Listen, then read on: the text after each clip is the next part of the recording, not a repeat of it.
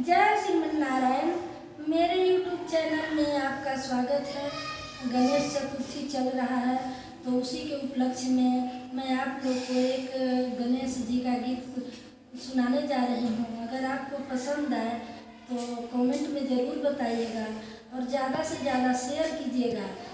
तो चलिए अब आप मेरे इस गणेश जी का गीत के भाव को सुनिए।